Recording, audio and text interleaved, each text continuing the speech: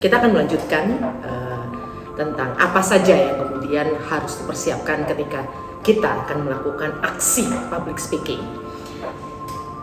Yang berikutnya adalah bagaimana kita bisa menjerat perhatian audiens kita atau publik di mana kita melakukan public speaking. Pertama, jelas kita harus nendang, harus bang, gitu ya, harus memberikan pukulan yang pertama agar mereka kemudian langsung menoleh dan memperhatikan kita, gitu ya. Nah, apa yang bisa kita lakukan? Tekniknya sebenarnya sederhana. Anda bisa bercerita, gitu kan? Anda juga bisa menyampaikan fakta, atau bahkan Anda duluan bertanya. Misalnya, apakah ada di antara kalian yang ingin memastikan hari ini Anda yakin bahwa Anda akan hidup minimal 100 tahun? Oke, itu contoh bagaimana Anda membuat sebuah pertanyaan yang orang akan, oh ya, gitu ya. Atau kemudian Anda bercerita, semisal, kalau ada hari ini orang yang merasa hidupnya sulit, saya mungkin bisa berempati. Karena dari lahir saya sudah terbiasa untuk hidup sendiri. Saya ditinggalkan oleh orang tua saya. Saya lahir di pinggir got, atau yang sering disebut orang sebagai amigos, agak pinggir got sedikit. Misalnya seperti itu. Itu kan bentuk cerita-cerita yang akan membuat orang akan tertarik. Kasian betul orang ini. Atau bisa menampilkan fakta bahwa Anda mengatakan 9 dari 10 anak muda di Indonesia berselingkuh. Itu kan data-data yang akan membuat orang yang tadinya mungkin masih ngobrol, masih sibuk nontonin TikTok mantannya, atau kemudian lagi sibuk menyusun kata-kata caption untuk Instagramnya, akan menoleh kepada Anda, gitu ya. Jadi upaya untuk menarik perhatian orang itu salah satunya. Teknik bercerita atau berdongeng, atau bahasa kerennya adalah storytelling, itu bisa dimulai dengan Anda bisa menceritakan tentang diri Anda sendiri, baik yang sifatnya sesuatu yang baru saja kejadian, gitu ya, sesuatu yang unik, gitu, yang berbeda, atau bagian dari kisah masa lalu Anda, yang pastinya harus sesuai dengan tema materi yang akan Anda sampaikan pada saat Anda melakukan public speaking. Lalu berikutnya adalah jelas humor. Nah, ini tentu menjadi satu tantangan ya. Humor berpotensi untuk pasti mengundang perhatian orang. Tapi pertanyaannya, waduh, kalau saya nggak lucu gimana, gitu ya. Nah, ini nggak perlu khawatir sebenarnya. Kalau kemudian Anda membutuhkan humor sebagai pembuka public speaking Anda bisa mencari di mesin pencari. Humor itu banyak sekali. Tapi dalam humor hati-hati. Artinya jangan sampai humor tersebut, misalnya ini yang mungkin kita semua itu perlu hati-hati, bahkan termasuk saya, urusannya sama sara, gitu ya, suku, agama, ras, gitu ya, yang walaupun misalnya Anda yakin orang-orang yang menjadi audiens Anda hari itu adalah orang-orang yang sangat terbuka, tetap saja Anda harus memastikan bahwa misalnya tidak ada orang yang akan merekam. Nah, ini penting, gitu ya. Tidak akan ada orang yang merekam apa yang Anda sampaikan. Karena walaupun orang-orang di sekitar atau audiens Anda adalah audiens yang sangat terbuka, tapi once itu direkam dan kemudian dikirimkan dan kemudian jadi viral, di situ malah petakannya terjadi. Kuncinya adalah latihan. Ketika latihan, Anda bisa mengundang orang lain untuk kemudian mendengarkan materi Anda, sehingga kemudian potensi-potensi narasi, pernyataan yang mungkin bisa digunakan oleh orang lain untuk menjatuhkan Anda, walaupun sebenarnya Anda tidak maksud demikian, itu bisa kita kurangi. Kalau tadi kita bicara bagaimana cara menjerat perhatian publik, maka berikutnya adalah bagaimana menyampaikannya. Konten yang baik, tapi kalau disampaikan dengan tidak menarik, tentu saja tidak akan ciamik. Artinya apa? Ibaratnya kembali Anda memasak, masakan Anda enak betul, tapi Anda taruh di atas piring yang piringnya kelihatan kotor sekali, lalu Anda tidak tata itu makanannya, bisa jadi orang merasa Anda menyajikan tanda kutip kotoran, bukan sebuah makanan yang layak untuk dinikmati. Jadi presentation, how you present, how you deliver the message, it is important. Jadi konten, yes, konten is the king, tentu saja, dia root dari public speaking kita. Tapi bagaimana kita menyampaikannya, itu satu fase berikutnya yang penting untuk kita kuasai. Kenapa tadi? Episode pertama ada 3P, persiapan, persiapan, dan persiapan. Nah, orang sering lupa bahwa bahkan studi dari tahun 1800-an menunjukkan, yang kemudian dilanjutkan studi tahun 50-an dan seterusnya dalam bidang komunikasi, 70% hingga 80% manusia itu menangkap makna komunikasi itu bukan dari kata-kata yang keluar, yang meluncur, yang didengar atau dibaca, bukan lewat tulisan yang dibaca atau apa yang didengar, tapi didominasi oleh gestur. Gestur itu apa? Tatapan mata, olah tubuh, raut wajah.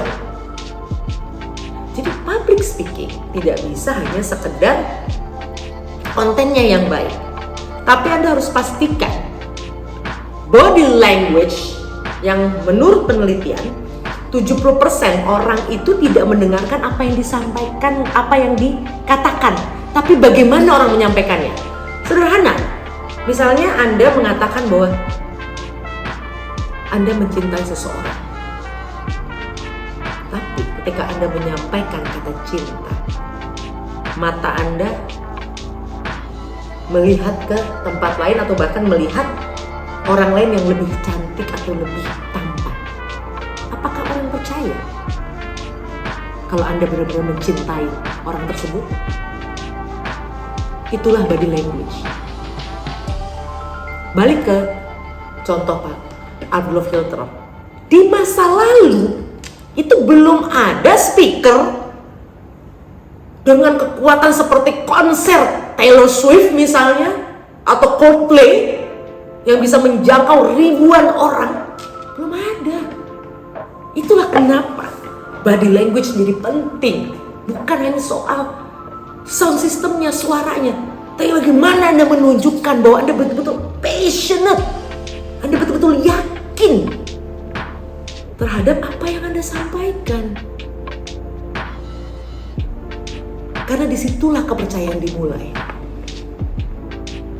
Ketika apa yang Anda sampaikan mungkin tidak terlalu jelas, tidak terlalu penting buat mereka, tapi ketika mereka bisa menangkap sinyal keseriusan Anda, kejeniusan Anda, dan keyakinan Anda atas sebuah konten lewat gestur Anda, maka selesai.